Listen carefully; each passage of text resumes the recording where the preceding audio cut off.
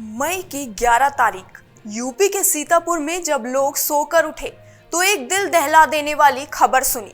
खबर 6 लोगों की मौत की, या यूं कहें कि 5 हत्या और एक आत्महत्या की। इस खबर को जिसने भी सुना वो दहल गया, हिल गया, सन्न रह गया। लेकिन आखिर ऐसा हुआ क्या था? दरअसल खबर ये थी कि एक शख्स ने अपनी मां, अपनी पत्नी और अपने 3 मासूम बच्चों की हत्या कर दी और फिर खुद को भी गोली मार ली, आत्महत्या कर ली। इसके बाद पुलिस मौके पर पहुंची, अधिकारी मौके पर पहुंचे, तफ्तीश शुरू हुई, फोरेंसिक जांच हुई, डॉग स्क्वाड ने भी जांच की, तमाम लोगों से पूछताछ भी की गई। इन तमाम जांचों में कई तरह की थ्योरी सामने आई, लेकिन इस पूरी घटना में एक शख्स ऐसा भी था जिसकी बातें पुलिस को उलझा रही थी, घुमा रही थी। एक शख्स जो इस वारदात में जिंदा बच गया था, एक शख्स जिसने वारदात को अपनी आंखों से देखा था। लेकिन आखिर 10 और 11 मई के दरमियान रात आखिर ऐसा क्या हुआ था और कौन था ये शख्स जो पुलिस को भी अपनी बातों से चकमा दे रहा था? नमस्कार, मैं पंकज श्रीवास्तव और आप देख रहे हैं अमर उजाला। मैं खबर पर आगे बढ़ूं उससे पहले आप इस चैनल को सब्सक्राइब कर लें ताकि हमारे वीडियो आप तक पहुंचते रहें।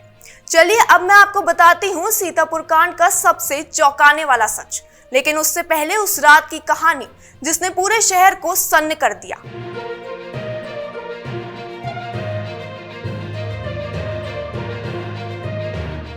अनुराग सिंह की उम्र करीब 45 साल थी। वो 100 बीघा का किसान था। वो सीतापुर के पल्हारपुर गांव में अपनी 62 साल की मां सावित्री सिंह के साथ रहता था। करीब 90 किलोमीटर दूर लखनऊ में रहती थी अनुराग की पत्नी 40 साल की प्रियंका। प्रियंका एक इंश्योरेंस कंपनी के लिए काम करती थी। प्रियंका के साथ रहते थे उनके और अनुराग के 3 बच्चे, 12 साल की अस्वी, 8 साल की अर्णा और 4 साल का आद्विक। अक्सर ही प्रियंका अपने पति और सास के पास सीतापुर आ जाती थी और पूरा परिवार एक साथ होता था। उस रात भी पूरा परिवार एक साथ था, लेकिन सुबह मिली सभी की लाशें। इन लाशों ने पुलिस के होश उड़ा दिए, कई सवाल खड़े कर दिए। पहले माना गया कि अनुराग ने सबको मारने के बाद खुदकुशी कर ली। अब सवाल ये था कि आखिर उसने ये क्यों किया? जिस शख्स के पास 100 बीघा खेती हो, जिसकी पत्नी अच्छी नौकरी करती हो, जिसके बच्चे लखनऊ के सबसे नामी गिरामी स्कूल में पढ़ते हो, उसने आखिर अपने हंसते खेलते परिवार को क्यों कत्ल कर दिया? इसके पीछे 2 वजह बताई गई। पहली शराब और कर्जा, दूसरी मानसिक बीमारी। कहा गया कि शराब की लत के कारण ही अनुराग ने ये कदम उठाया।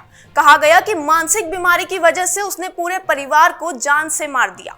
लेकिन जिस तरह से इन हत्याओं को अंजाम दिया गया था, उसने पुलिस को हैरान कर दिया था।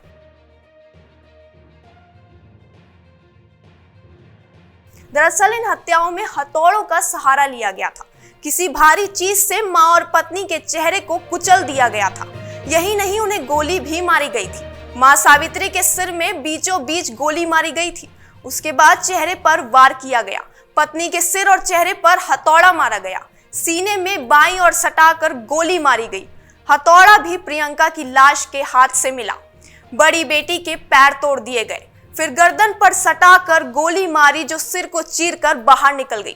छोटी बेटी और बेटे के सिर पर पहले वार किए गए और फिर तीनों को ही दूसरी मंजिल से नीचे फेंक दिया गया। बच्चे बहुत देर तक तड़पते रहे। जब पड़ोसियों को पता चला, जब वो लोग उन्हें लेकर लखनऊ भागे, तब गाड़ी में पहली बेटी खत्म हुई और अस्पताल पहुंचने पर बेटा। वीडियो बताते हैं कि बेटा कुछ बोलने की कोशिश कर रहा था, लेकिन बोल नहीं पाया। सवाल ये कि वो क्या कहने की कोशिश कर रहा था। सवाल ये कि आखिर कोई बाप इतना निर्मम कैसे हो सकता है। सवाल ये कि क्या नशे की लत ने अनुराग को हैवान बना दिया था। पुलिस तमाम सवालों का जवाब तलाश करने मौके पर पहुंच गई थी, लेकिन इसी घर में एक शख्स ऐसा था जो न केवल सही सलामत था बल्कि होशो हवास में भी था। ये शख्स था अनुराग का बड़ा भाई अजीत।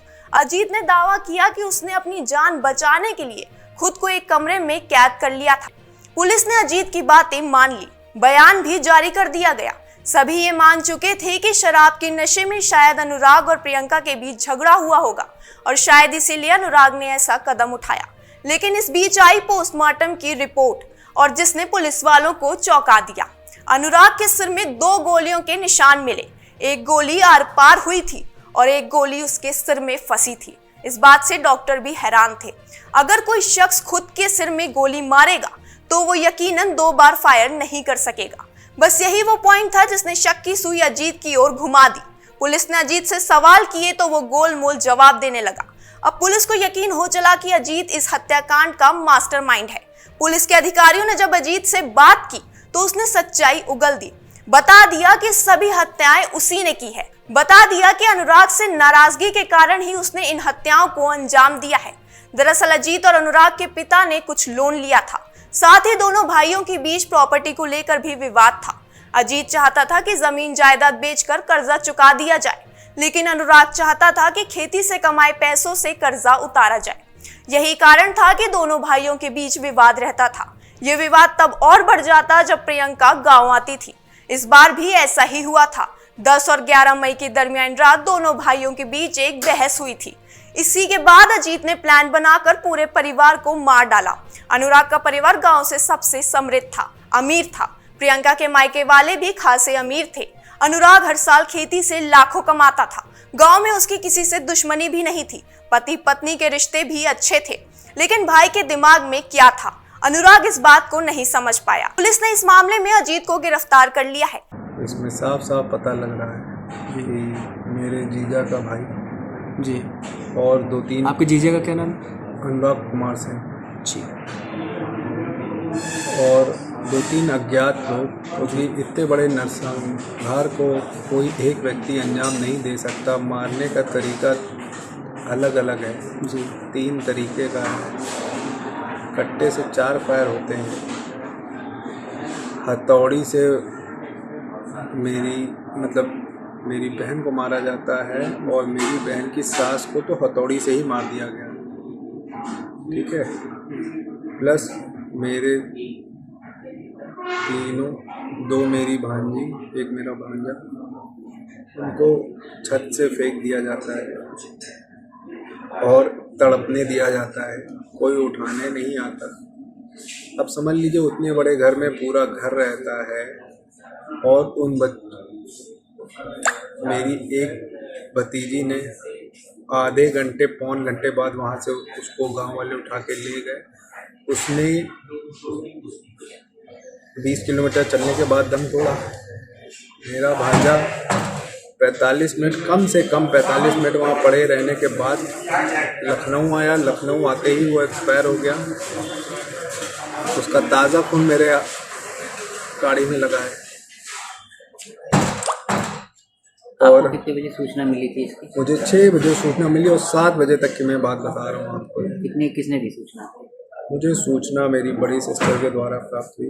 उनको उनके किसी रिश्तेदार ने, मतलब मेरी सिस्टर, मतलब मेरे जीजा की भाभी, चाचा के लड़के की वाइफ, उन्होंने जानकारी दी शायद, मेरी बड़ी सिस्टर।